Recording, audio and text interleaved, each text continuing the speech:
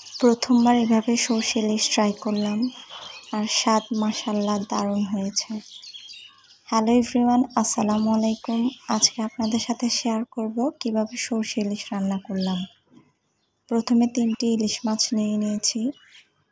এরপর একটি হাঁড়িতে 1 টেবিল চামচের একটি কম সাদা সরিষা, 1 টেবিল চামচের একটু কম কালো সরিষা বাটা, 1 টেবিল চামচ বাদাম বাটা এবং 2 টেবিল চামচ পেঁয়াজ বাটা, 1 চা চামচ রসুন বাটা, 1 চা চামচ হলুদের গুঁড়ো, 1 টেবিল চামচ মরিচ গুঁড়ো, স্বাদমতো লবণ ভালোভাবে মাখিয়ে নেব।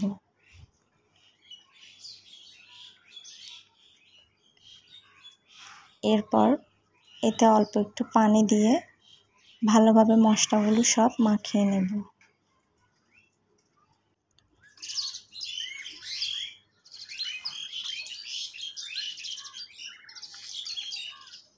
এরপর 1 টেবিল চামচ গুঁড়ো দুধ দিয়ে মাখিয়ে নিব।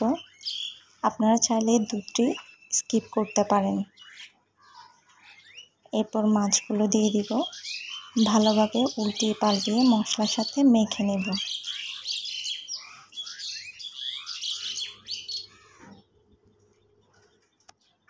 এরপর মাছগুলোকে 10 মিনিট রেস্টে রেখে দেব। 10 মিনিট পর চুলায় বসিয়ে দেব।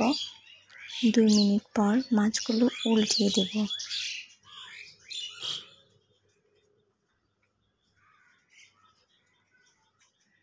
একটু পর 1 কাপ পানি দিয়ে মাছগুলো ভালোভাবে রান্না করে নেব।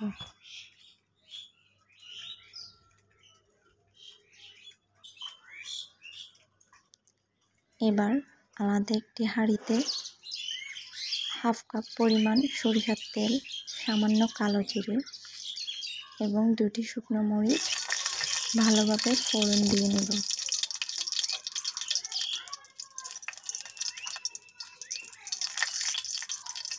এবার তেলগুলো মাছের মধ্যে দিয়ে দেব।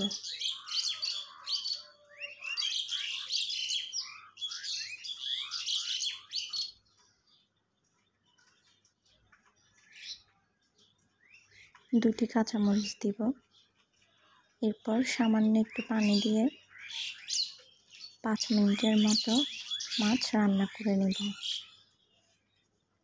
এরপর তৈরি হয়ে গেল আমাদের মজাদার সর্ষে ইলিশ।